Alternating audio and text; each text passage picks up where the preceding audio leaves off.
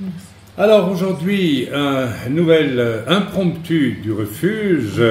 Je vais partir d'un texte de Jonathan Cahn et je le disais à l'instant, je viens d'écouter, je vais le mettre sur le site, une excellente mise à part, deux choses à revoir quand même, d'un non-juif, donc un pasteur qui s'appelle Jean-Marc Taubois, tout le monde l'a connu. C'était un protestant qui n'était pas juif et qui fait, je vais le mettre sur le site, je vais le mettre aujourd'hui, qui fait un excellent cours sur l'origine de l'Église qui était juive et aussi la question de qu'est-ce que c'est que messianique, qu'est-ce que c'est que chrétien, etc., etc. Je ne vais pas rentrer dans le détail, mais ça m'a vraiment, vraiment fait du bien de l'entendre. Parce qu'il est évidemment opposé à un discours qui prévaut dans l'Église depuis très longtemps, qui veut que lorsque tu es juif et que tu te convertis, tu ne te convertis pas, tu acceptes. Vous voyez, déjà le mot conversion.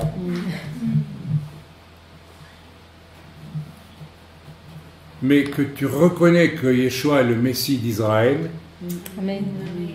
Et n'oubliez pas que l'évangile du salut est d'abord pour les juifs et ensuite pour les grecs. Ce n'est pas la démonstration d'une supériorité des juifs sur les non-juifs, ni d'ailleurs des non-juifs sur les juifs, parce que beaucoup de choses dans l'Église ont été une démonstration d'un désir de supériorité sur les juifs. Parce que là, il y a de la jalousie, il y a de l'envie, c'est des choses qui sont bien sûr à bannir complètement. Mais voilà, donc je vais vous mettre ce chiour de Jean-Marc Taubois, très intéressant, et personnellement il m'a fait beaucoup de bien parce que j'ai souvent été confronté à une espèce de comment dire, même de suspicion, mais il m'a une kippa, pourquoi?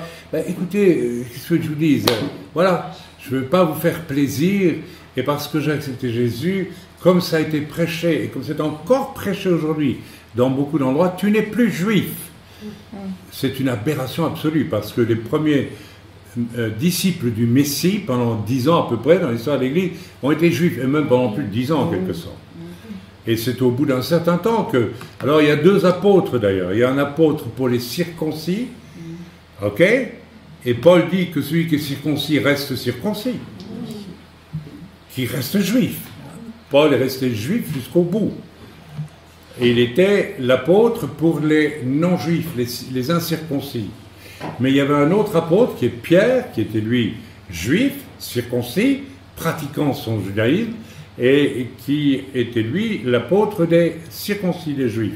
Donc, au départ de l'Église, il y avait deux colonnes, et les deux devaient vivre ensemble, ne former qu'un seul homme. Mais de la même façon qu'on ne demande pas aux Grecs de devenir juifs, on ne peut pas demander non plus aux Juifs de devenir Grecs. Donc un Juif qui vient à Jésus reste Juif, et heureusement il y a depuis, avec beaucoup d'efforts et beaucoup de contrariétés et beaucoup de rejet et beaucoup de suspicions et beaucoup de tout ce que vous voulez, malgré tout ça, il y a quelque chose du monde juif messianique qui commence à émerger de plus en plus enfin et qui va devoir être écouté, ce qui est quand même un drame quelque part. Il a fallu presque 2000 ans de refus des juifs dans l'Église, et c'est une catastrophe parce que en fait l'Église, il y a toujours eu des juifs dans l'Église, et si demain, comme le dit très bien Jean-Marc Taubois, il n'y avait plus de juifs dans l'Église n'existerait plus. N'existerait plus. Ce n'est pas des Celtes bretons ou des Bantous africains ou je sais pas moi, des gens de Nouvelle-Zélande d'ailleurs qui ont apporté l'évangile du salut aux Juifs, c'est les Juifs qui l'ont apporté. Ok, donc nous allons lire à présent un chiour, n'est-ce pas, de l'Est à l'Ouest, dans le livre de Cahn. Je trouvais ça formidable, vraiment formidable. Nous étions à l'aube et nous contemplions le lever du soleil dans le désert. Kedem m'a fait remarquer le professeur et un nom hébreu qui signifie l'Est, une direction essentielle. Ok, si vous situez à Jérusalem, vous voyez où est l'Est, c'est vers la Jordanie, vers, non pas la Syrie c'est plutôt au nord, et puis au-delà c'est l'Irak, etc., l'Iran, là, et puis l'Asie, très loin. Amen. Ok. C'est une direction essentielle, l'Est. Rappelez-vous, par où est parti Caïn quand il a quitté le jardin, quand Dieu, il ne s'est pas repenti et que Dieu, il est parti dans quelle direction? À l'Est. Et rappelez-vous, tout ce qui s'est, disons, les premières civilisations qui sont développées, qui étaient diaboliques, et même qui portaient en elles l'esprit de l'Antéchrist, ont démarré où? À l'Est. Où? Dans quel pays? Babylone. Babylone. Mais c'est pas un pays, c'est une ville, ça. Oui. C'est où? L'Irak. Hein? En Irak. Il faut étudier un peu une carte de temps en temps. Il faut s'instruire un peu. Alors pourquoi est-ce que l'Est est une direction essentielle? Parce que le temple de Jérusalem a été construit en fonction du Kédem. Il devait faire face à l'Orient. Et l'autel des sacrifices devait être situé à l'extrémité orientale, c'est-à-dire à l'est. D'accord? C'est intéressant. Le temple, où il y a le siège de Dieu, on l'a vu, hein, avec le Saint des Saints et la table, le propitiatoire, et il était tourné non pas vers l'ouest, mais vers l'est. C'est intéressant. Ça a un sens. Et que Dieu savait très bien de quel côté le mal s'était enfoui, je dirais, vers l'est. Okay? Je résume toute l'histoire du Moyen-Orient là, en quelques mots. Donc il devait faire face à l'Orient et l'autel des sacrifices devait être situé à l'extrémité orientale. Ça fait un sens formidable. L'autel du sacrifice qui nous annonce bien sûr le sacrifice de Yeshua, il n'est pas tourné vers l'ouest, mais vers l'est. Là où nidifie depuis Caïn tout ce qu'il y a de pire. Ok? C'est très important. Donc, c'est même un symbole formidable de ce que Dieu veille. Ok? Le lieu très saint, quant à lui, était à l'autre extrémité, c'est-à-dire à l'ouest. Donc, le lieu très saint, c'est là où l'autel des sacrifices était tourné vers l'est, et le lieu très saint, où le sacrificateur venait mettre du sang, était tourné vers l'ouest, vers la direction opposée. Alors attention, parce que c'est pas seulement un peu de géographie qu'on fait là, tout le reste était placé entre les deux. Ok? Ok. Tout ce qui était dans le temple était donc situé entre l'est et l'ouest. Alors, ce serait intéressant d'étudier morceau par morceau pour voir. Je suis sûr qu'il y a des choses incroyables à découvrir. Plus important, le jour le plus saint de l'année, c'est-à-dire le Yom Kippour, les péchés des Israélites étaient expiés de l'est à l'ouest. À l'est, on sacrifiait, à l'ouest, on portait le sang sous propitiatoire. Donc, le jour des expiations, Yom Kippour, des expiations, était de l'est en ouest. Ok? Il suivait donc un parcours d'est en ouest. Et le dernier acte de la journée renvoyait symboliquement les péchés du peuple hors du temple, à l'est, dans le désert. Donc, et le sacrifice se faisait vers l'est, le sang obligatoire, et le dernier acte, c'était quoi? On envoyait un bouc pour Azazel dans le désert vers, non pas l'ouest, mais l'est. Okay? Donc, on renvoyait symboliquement les péchés du peuple hors du temple, de nouveau à l'est. Ok? Mais pourquoi est-ce plus important que s'il s'agissait, par exemple, d'un trajet du nord au sud? On pourrait se poser la question. Hein? Pas tout. Parce que la Terre est une sphère qui tourne sur son axe, non pas du nord au sud. C'est un axe nord-sud, mais elle tourne sur d'est en ouest. Ok? On est d'accord là-dessus? Oui. À l'époque où le temple a été construit, les humains ne savaient pas ça. Galilée n'était pas encore arrivé, et puis il y avait bien des choses. on croyait à l'époque que la Terre était plate. Ok? Donc, les gens qui ont construit le temple savaient déjà, en tout cas implicitement, que la Terre est en rotation d'est en ouest. C'est déjà quelque chose d'extraordinaire. Parce que la Terre est une sphère qui tourne sur son axe de l'est à l'ouest, et donc un pôle nord et un pôle sud, mais pas de pôle est ou ouest. Alors l'élève dit, je ne comprends toujours pas. Pourquoi tout cela? Alors, le maître va lui expliquer quelle est la distance entre le nord et le sud, apprit le professeur. Elle est déterminée. On peut mesurer la distance entre le pôle nord et le pôle sud. Hein?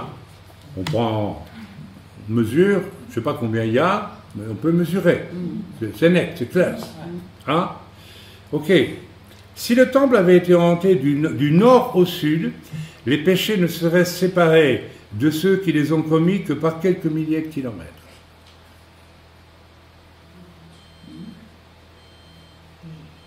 Vous ne comprenez pas? Mais quelle est la distance qui sépare l'Orient de l'Occident, l'Est de l'Ouest? Ils n'ont pas de pôle, elles ne se terminent donc jamais. Donc, quand les péchés sont pardonnés, c'est d'est en ouest, c'est-à-dire vers l'infini. Donc le pardon de Dieu est infini. Alors que du nord au sud, ça serait limité. Amen. Ok? Voilà. Ok? Du reste, le mot hébreu traduit par Orient, Kedem, signifie aussi infini. Intéressant, hein?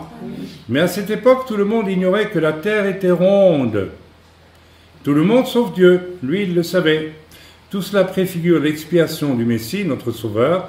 Grâce à lui, à quel point Dieu éloigne-t-il de toi tes péchés? À l'infini. Waouh! À l'infini. Tu pourrais les chercher pendant toute l'éternité sans jamais les retrouver. C'est pas mal, ça. C'est rassurant, quand même. Mais alors, c'est pas la raison pourquoi je peux faire tout ce que je veux et puis je demande pardon. Peut-être que ça va pas marcher. Parce qu'à un moment donné, le péché va tellement devenir l'habitude qu'on aura beau demander pardon. Voilà. Du reste, il est écrit, autant l'Orient est éloigné de l'Occident, autant il éloigne de nous nos transgressions. Wow. Votre mission aujourd'hui, prenez le temps de réfléchir à l'amour de Dieu. Il a éloigné de vous vos transgressions, comme l'Orient est éloigné de l'Occident, et vivez donc en conséquence. Alors lisons Lévitique 16, 14, s'il te plaît, Elisheva, et puis je vais demander à toi de lire le psaume 103, versets 10 à 12. Voilà. Lévitique 16, 14. Alors, on va lire ces deux passages. Il prendra du sang du taureau et il fera l'aspersion avec son doigt sur le devant du propitiatoire vers l'Orient. Vers l'Orient, oui. Il fera avec son doigt 7 fois l'aspersion du sang devant le propitiatoire. Voilà. C'est un des versets qui illustre ça. Le verset suivant. Autant l'Orient est éloigné de l'Occident, autant il éloigne de nous nos transgressions. Voilà, donc, rappel de la mission. Aujourd'hui, prenez le temps de réfléchir à l'amour de Dieu. Il a éloigné de vous vos transgressions comme l'Orient est éloigné de l'Occident. Et vivez en conséquence. Peut-être que certains chrétiens qui répètent sans arrêt les mêmes fautes n'ont pas compris à quel point les péchés que Dieu leur a pardonnés ou veut leur pardonner sont éloignés à l'infini à travers ce qu'on vient de comprendre. Et donc, ils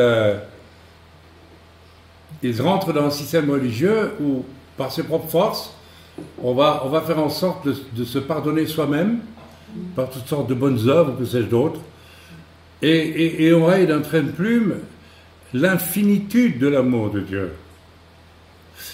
Alors, je ne veux pas débattre trop longtemps là-dessus, mais je crois qu'il y a beaucoup de chrétiens qui ne comprennent pas l'infinitude de l'amour de Dieu.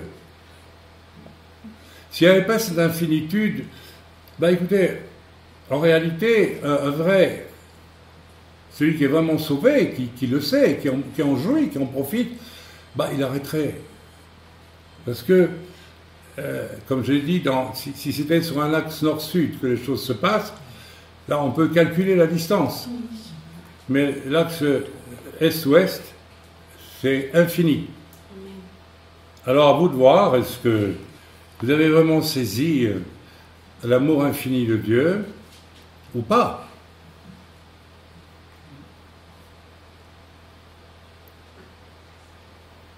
L'amour infini de Dieu fait que, ok, mes péchés sont effacés pour l'éternité. Comme il le dit, tu peux courir après tant que tu veux, tu ne les retrouveras plus. Alors pourquoi répétons-nous les mêmes fautes? Ou pourquoi, lorsque on nous parle, ou le Seigneur nous parle, nous disons que nous entendons, mais nous n'entendons pas. Il y a quelque chose de mystérieux là pour moi. Alors que Dieu n'attend qu'une chose, c'est de nous pardonner, parce qu'il nous aime. Pourquoi tant ne jouissent pas de ce pardon? Je ne sais pas. Je crois qu'ils n'ont pas compris ce qu'est l'amour de Dieu. Et peut-être que c'est peut-être pour ça qu'ils n'ont pas soif de connaître Dieu. Parce qu'ils n'ont pas compris que Dieu est d'un amour infini. C'est rassurant quand même. Amen. Mais peut-être qu'ils ne le croient pas au fond. Ou qu'on leur enseignait un Dieu au rabais, je ne sais pas, ou un faux Dieu. La prospérité, que sais-je d'autre. En tout cas, c'est une piste de réflexion et il faudrait qu'on puisse tous là. Alors j'en profite bien sûr, sur base d'un texte comme cela, je crois que c'est intéressant de revenir sur l'impromptu d'hier. Hein. Le diable ne parle jamais aux hommes, mais il utilise la langue des hommes pour parler. Alors, plusieurs parmi nous vous avez dit, mais c'est vrai, on n'avait jamais réalisé ça. Et vous avez commencé à creuser dans la parole de Dieu, et vous avez toujours trouvé que le diable ne parle jamais directement aux hommes, mais il utilise un homme pour parler son discours à lui. On l'a compris, ça, c'est très clair. Le diable ne s'adresse pas directement à l'homme, car le serpent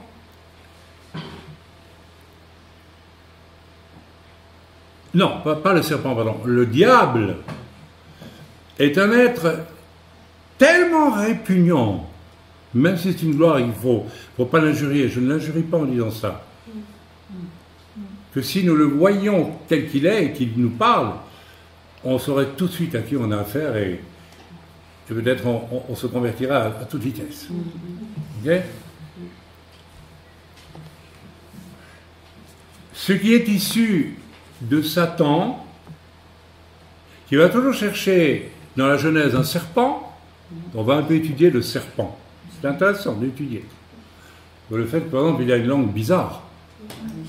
Je ne sais pas s'il est le seul reptile à avoir une langue bizarre comme ça. Peut-être certains lézards aussi. Mais les lézards, les serpents, je pense que c'est la même... hein. Simplement, le serpent, il devait être un lézard, mais il n'avait plus de pattes après. Et il a dû ramper. Le diable a besoin... Alors, je ne vais pas reprendre... On a vu des exemples hier, donc certains diront, oui, mais il a parlé à Jésus dans le désert. Oui, mais Jésus n'était pas un homme, il était Dieu. Il était homme, mais il était Dieu. Ok, donc... Et on voit dans l'histoire de Job que le diable va trouver Dieu, et il parle à Dieu, et on sait tout ce qu'il a dit. Mais il n'a pas parlé à Job. Job n'a d'ailleurs pas du tout su ce qui lui arrivait, pourquoi ça lui arrivait. Et là où ça devient intéressant, c'est qu'il a des ennemis autour de lui, et ses amis, tantôt, ils disent des choses justes, mais... Alors, écoutez bien ceci. Des choses justes, mais inappropriées. On peut partir de cette parole, certaines paroles des amis de Job pour prêcher un bon message. Mais le fait est qu'elles sont inappropriées. Si vous dites à quelqu'un,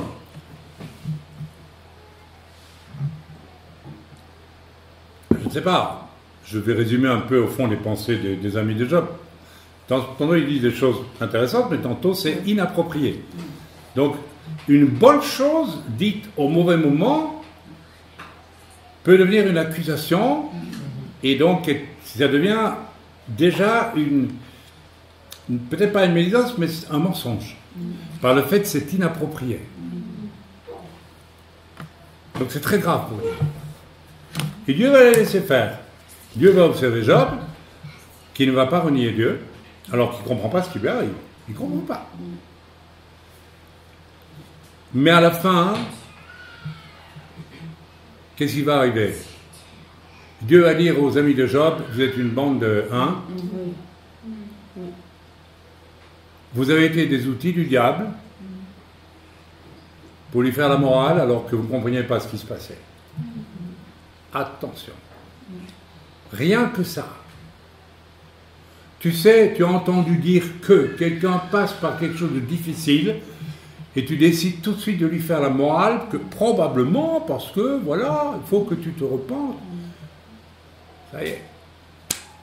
Et à la fin, il s'est passé quoi? C'est que Dieu, si Job n'avait pas prié pour et fait, je crois même un sacrifice à la fin, ils auraient eu de sacrés problèmes, les amis. Donc là, on voit vraiment de quelle manière le diable peut nous utiliser pour parler. Alors il y a pire, bien sûr. Il y a il y a des personnages qui sont, non pas aussi. Moi j'ai reçu dernièrement un mail d'un homme qui se voulait mon ami, d'après ses déclarations, et qui me disait des choses, mais totalement inappropriées. C'est-à-dire que comme Job, ses amis ont cru qu'il avait péché pour qu'il passe par son épreuve. Or, il n'avait pas péché. On ne va pas revenir sur le but que Dieu poursuivait avec Job. Il voulait l'amener plus haut, du point de vue de sa spiritualité. Mais ce n'est pas ça dont on parle aujourd'hui. Mais ce personnage qui m'a envoyé ce mail, excité par quelqu'un d'autre d'ailleurs, c'est la même chose. Il m'envoie des paroles qui se veulent des conseils sur base de quelque chose qui est faux. Complètement faux. Voyez-vous? Il est tout simplement en train de faire une œuvre sataniste, ni plus ni moins, comme je l'ai dit hier. Amen. Alors, penchons-nous un peu sur le diable. Le diable en Genèse est-il je l'ai dit, on ne va pas se pencher sur le diable, mais on va se pencher sur le média du diable, l'outil du diable. Ici, c'est un serpent, n'est-ce pas? Et il nous dit dans la Bible que c'était le plus rusé de tous les animaux des champs. Mes amis, quand l'écriture, le plus rusé, ça veut dire quelque chose. De tous les animaux des champs, le plus, il n'y avait pas plus rusé que lui. Mais que veut dire rusé? Quand l'Écriture nous dit « Soyons prudents comme des colombes et rusés comme les serpents ». Alors, on doit être rusé comme le serpent. Donc ici, on devine quelque chose, c'est que le mot « ruse » ici veut dire « intelligent ». Le plus intelligent, donc le plus fin, aussi le plus crédible.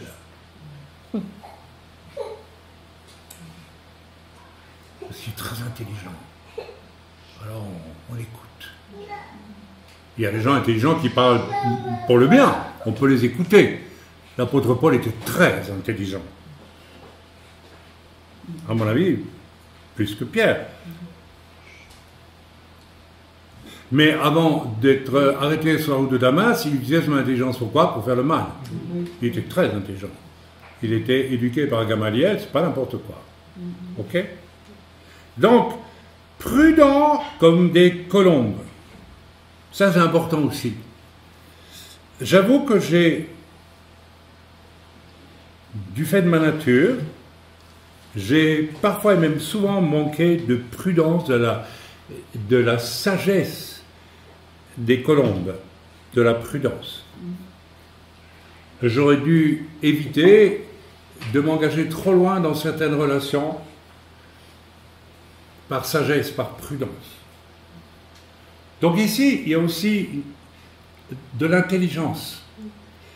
Il nous faut l'intelligence très développée, comme le serpent, mais sans être le serpent, vous comprenez ce que je veux dire. Mais aussi la sagesse qui est aussi de l'intelligence, de ne pas aller trop vite dans une relation avec qui que ce soit. Et si nous ne le faisons pas, nous aurons des déconvenus. Ok? Ne serait-ce que parce que la sagesse fait qu'on va tenir un peu à distance les gens, le temps qu'ils comprennent certaines choses qu'ils doivent comprendre. Et si on est trop familier quelque part avec tout le monde au même niveau, c'est ce que j'ai toujours fait. On commet une erreur.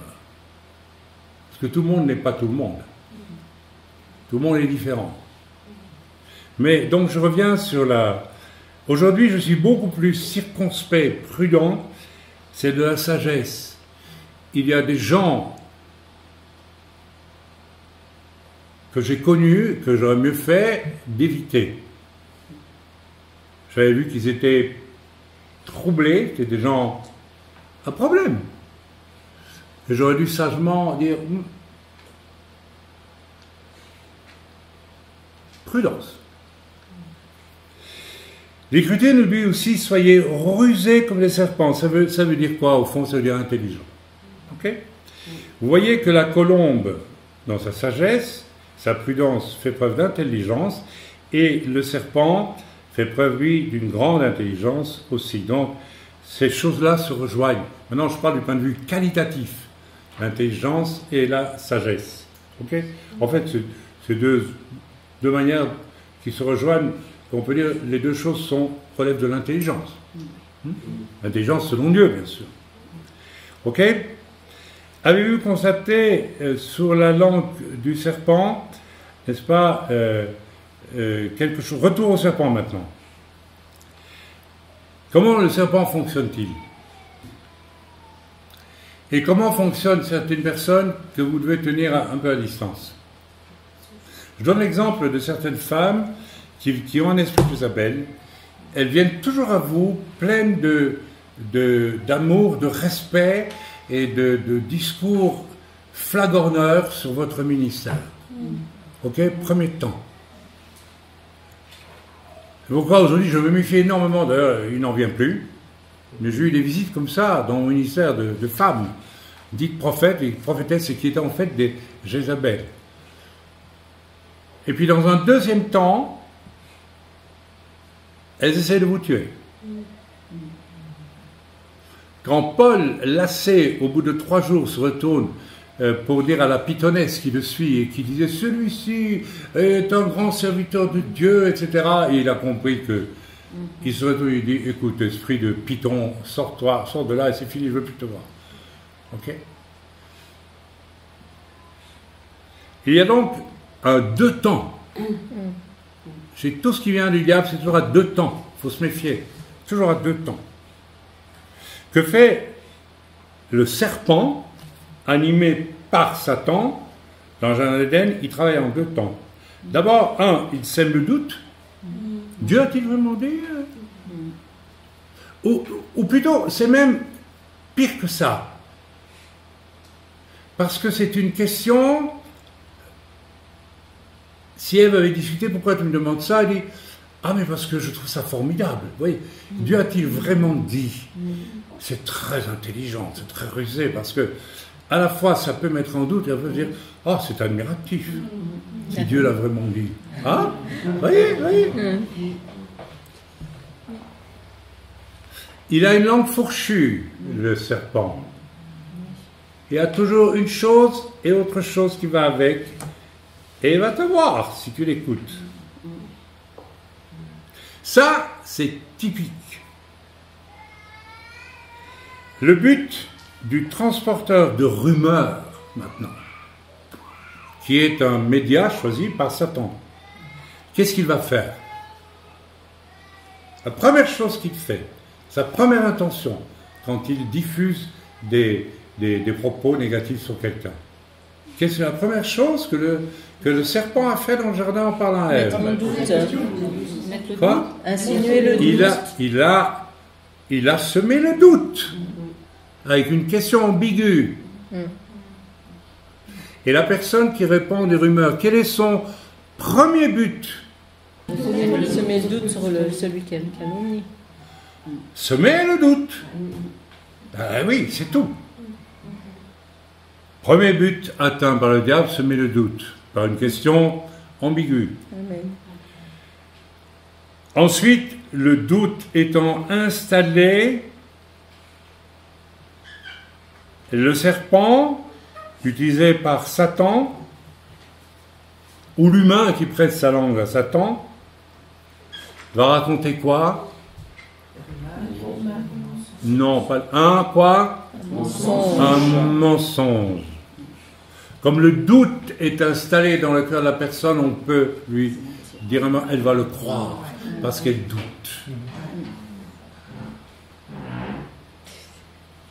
Donc dès que, et je bénis le Seigneur, j'entends quoi que ce soit sur quelqu'un d'autre, en tout cas moi c'est ma relation de toujours, je mets moi en doute. Je dis, je ne veux pas douter de la personne. J'ai entendu sur certains hommes de Dieu des choses horribles, mais je ne les ai pas acceptées d'emblée. Amen. Je n'ai pas accepté que c'est peut-être possible. Là tu doutes, tu es dans le doute. Après, tu vas croire ce qu'on t'a dit. Tu vas être embêté, tu vas être embarrassé de ce qu'on t'a dit et tu ne sais pas quoi en faire. Donc, qu'est-ce que tu vas faire? Tu vas dire à quelqu'un d'autre. Et voilà. Et ainsi, le diable propage à travers des humains, n'est-ce pas, ce qui va tuer. Ok? Voilà, c'est exactement ce qui survient à l'homme qui, n'est-ce pas, sème le doute sur autrui et ayant semé le doute, peut facilement asséner du mensonge. Et je m'entends dire que ça va fort. Le diable ne parle pas directement avec l'homme, mais par la bouche de l'homme, selon ce principe, n'est-ce pas, de langue serpentine fourchue. Le diable, rappelez-vous, il a une langue fourchue. Un brin, c'est pour semer le doute, l'autre pour donner le mensonge. C'est pas une langue droite. Les Indiens d'Amérique du Nord, disaient les Blancs, ils ont la langue fourchue. Et ils l'avaient vraiment beaucoup. On va vous donner un territoire, vous aurez ceci, vous aurez cela, et puis on les tuait 6 mois après pour prendre le territoire. Et chez les Indiens, c'était quelque chose de terrible. Parce que c'est les Sioux, je pense, la tribu Sioux, le mensonge était inexistant. C'est quand même étonnant. Voilà des païens, des non-juifs, qui avaient une haine absolue on ne mentait pas. Ça n'existait pas. C'était pas permis. Quelqu'un qui mentait était fini, à vie, terminé. Il prenait son cheval, peut-être il partait loin et il mourait tout seul. Il ne vivait plus avec les autres. Waouh! Mais les Indiens ont dit, vous les Blancs, vous avez la langue fourchue. Vous avez deux vérités. Le diable parle à Jésus. Alors, on a vu hier, le diable parle à Jésus dans le désert. Et certains pourraient dire, donc le diable peut parler à un homme. Mais Jésus était homme, mais était d'abord Dieu. Okay? L'histoire de Job, on a compris aussi. Okay? Et on y vient. Au final, Job sera l'intercesseur pour ses amis qui ont été des médias du diable pour essayer même de le conseiller, etc. Voilà. Ok? Des hommes et des femmes dont le cœur est sombre et les lèvres, je parle ici de ceux qui sont d'une certaine façon presque possédés par le diable. Parce que j'ai remarqué une chose, les gens qui s'adonnent à ces choses, de semer le doute et puis de justifier le doute, même en inventant des choses. Parce que si tu sèmes le doute sur quelqu'un et que tu veux que le doute s'installe, tu dois l'alimenter avec quelque chose. Amen. Tu vas peut-être prendre une demi-vérité et puis la transformer complètement. Donc c'est... Vous voyez, c'est terrible. Voilà. Alors, on constate une chose, c'est que les amis de Job, ça a toujours été crescendo, leur truc. Il n'y en a pas un qui s'est dit, mais je vais me taire, parce que je ne sais pas pourquoi Job passe par là. Obligatoirement, il va être pécheur. Vous voyez? Qui leur a mis ça dans la tête? C'est Satan. C'est le diable. Alors, je pense que là, on a bien fait le tour du... Alors, vous pouvez chercher dans la Bible, vous verrez que jamais le diable ne s'arrête directement à un homme, jamais. Il va toujours parler aux hommes à travers un médium. Et le serpent représente bien ce que nous pouvons être, avec ses jambes fourchues, avec ce fait d'avancer en rampant comme ça. Parce que vous remarquerez une chose, les gens qui diffusent, qui mettent le doute et qui diffusent ensuite des choses mauvaises sur les gens, ils ne viennent pas vous le dire à vous en face comme ça, ils le font toujours comme un serpent, n'est-ce pas, en faisant de grands méandres à gauche et à droite.